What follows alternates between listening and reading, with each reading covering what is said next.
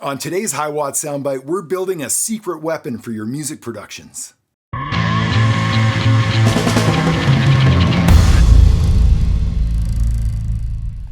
Well, no question, one of the most powerful production tools that I have available to me in the studio is my very own proprietary sample library.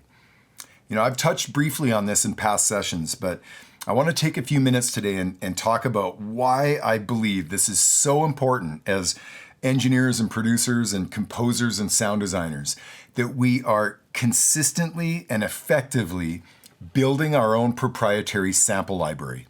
The libraries that we have available to us in the marketplace out there, unbelievable how much effort and just detail has gone into some of these libraries. And I'm a big fan. In fact, I've got a small fortune tied up in some of these outside libraries.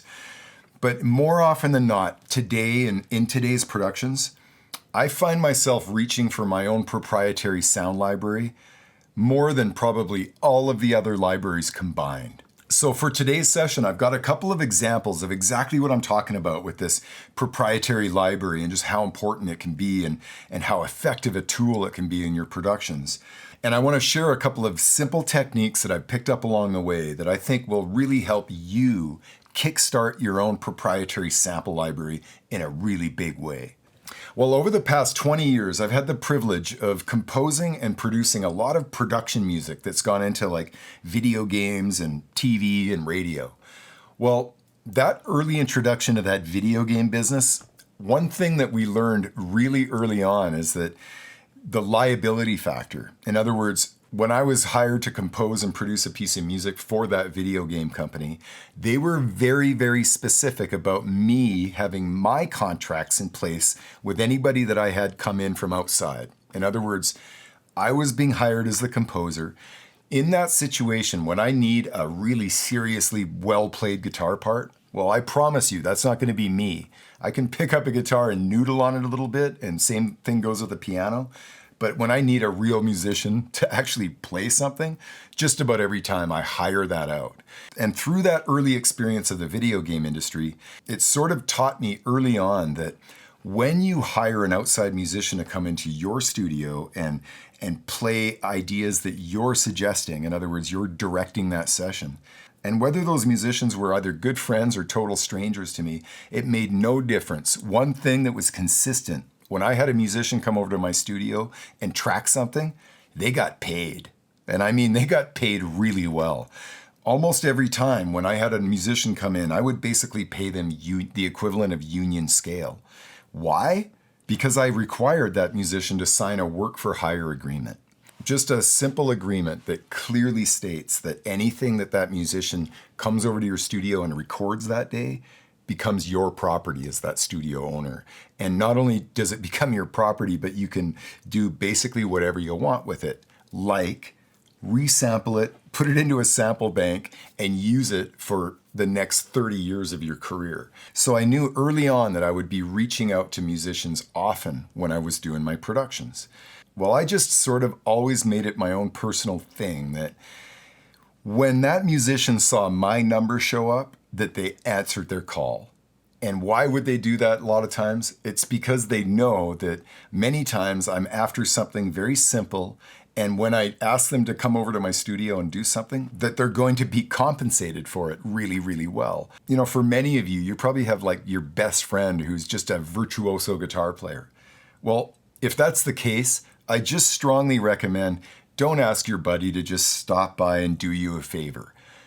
Set up a proper session, even if it's your best friend, have him come over to the studio, get serious about recording, and then get serious about paying your friend, okay? And I'm talking about hooking them up. I just want them to be like, wow, when they get paid. I want them to be like, oh, wow, that's like double what I made at Joe Blow's place, right? I know how this business works. I know there's going to be situations where I need the help of real musicianship to pull an idea together.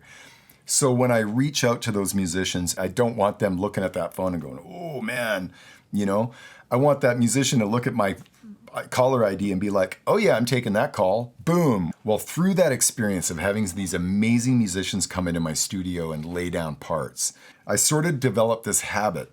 As soon as that session was over, as soon as that musician left and I paid him and had that signed work for hire agreement, all that kind of stuff, I would go through every single one of those tracks painstakingly, and I would listen carefully to all of the parts that we recorded. I would take my time to edit stereo samples of pretty much any single riff or part that I heard that was cool in that track. When I would find something that I would really dig, I would just wait, listen for an appropriate double of that. I would take one of those repeats and, edit and create a really beautiful stereo sample of that particular part. Well, the common result through this process was that I would end up with a folder that would have maybe 35 or 40 stereo samples of that guitar player or that bass player, whatever it was, little bits of riffs. And some of those riffs were exactly what it was that I had in mind for the particular song that I was commissioned to do. But more often than not, I would just literally grab just about every riff I could find, even if we didn't use it in this particular session idea. So once I had that folder of 35 or 40 stereo samples, I would just simply then make a sample bank of that. Now, my sampler of choice is Motu's Mach 5, probably only because I've been so dedicated to it for so long. I've got a really extensive library for that platform. I look at the best sampler as the best DAW. It's whatever one you're most familiar with and the most comfortable with. So before that session could be called a wrap, I would end up with a really beautiful sample bank of just about everything that guitar player played, already doubled and edited so that it was a stereo sample. Just like I've talked about in past sessions, there is an immediate benefit of going to those source tracks and creating yourself a sample bank that you can use as a source to create, say, a remix or something. The real benefit of going through this process and creating these sample banks one at a time all the way through your career is that, of course, they start to compound on one another and you start to have a really large collection of sounds. You can come up with your own naming convention. I've always been pretty simple so that if I'm working at 129 BPM, I always know that I can go to my Mach 5 library and I can just boot up that window and I can have a look at all of my sample banks and I can see that, hey, there's one at 125 BPM and it's like 2 semitones off the key that I'm working in. Boom, that'll be typically the one that I'll draw up first and find out if there's anything in it that I can use. Okay, so I've opened up a really simple film cue. It's got a couple of examples of exactly what I'm talking about with that proprietary library and how it just creates an unbelievable source of inspiration for future tracks and future music. So just for a point of reference, let's listen to a few seconds of this cue.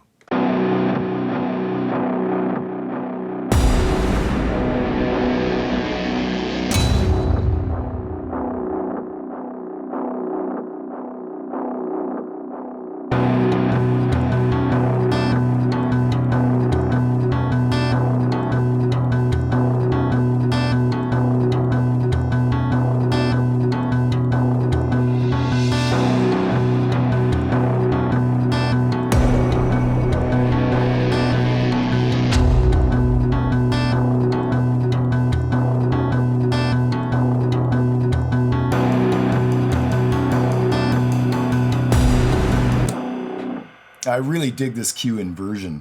Let me solo up this acoustic track just for a sec. Really dig this part.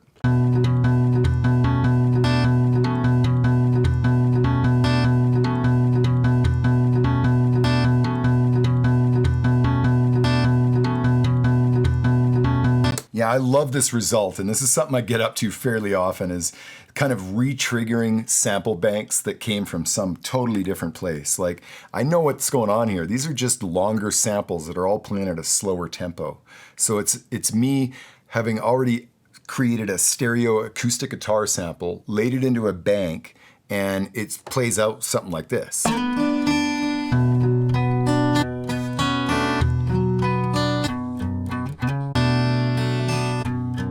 So that's the tempo and the sound of that original sample bank. So I'll get up to this practice all the time. I'll open up one of these sample banks and I'll just start re-triggering at a new tempo, like a...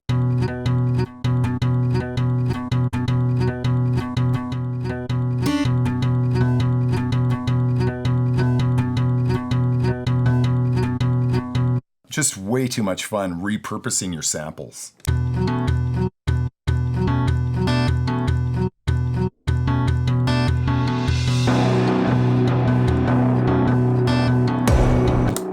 Okay, here's another example. This grot sound that I've got up here, let's have a listen, isolate this track all by itself, this kind of delayed thing.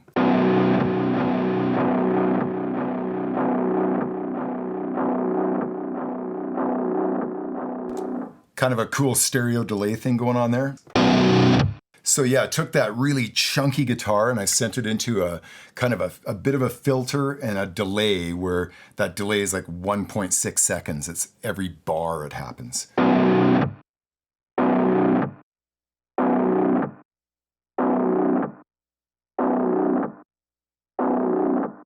And then I added a very simple stereo delay on top of that. One quarter note on one side and a dotted quarter on the other. Creates a great rhythm and stereo effect. I've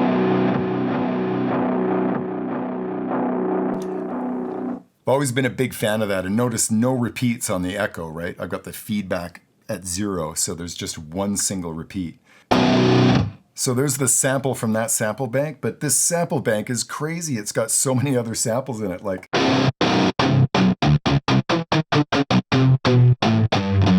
Now this particular bank I made with a guitar player, specifically called it the guitar kit. I've used this thing so many times over the years, so I think you sort of see where I'm going.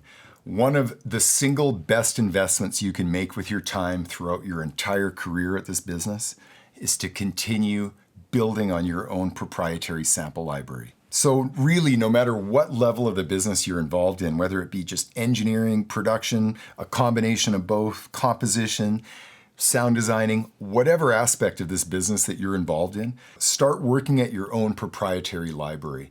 And don't just collect those sounds, put them into a sampler. One thing I've learned about samples, they're utterly useless unless they're immediately available. So that said, pick a sampler platform and get into it. So absolutely start working and developing your very own proprietary sound library. I'm not sure there's a single action that you can get up to in the studio that will be more rewarding than building these libraries so that you can carry them forward and listen to what happens to your productions.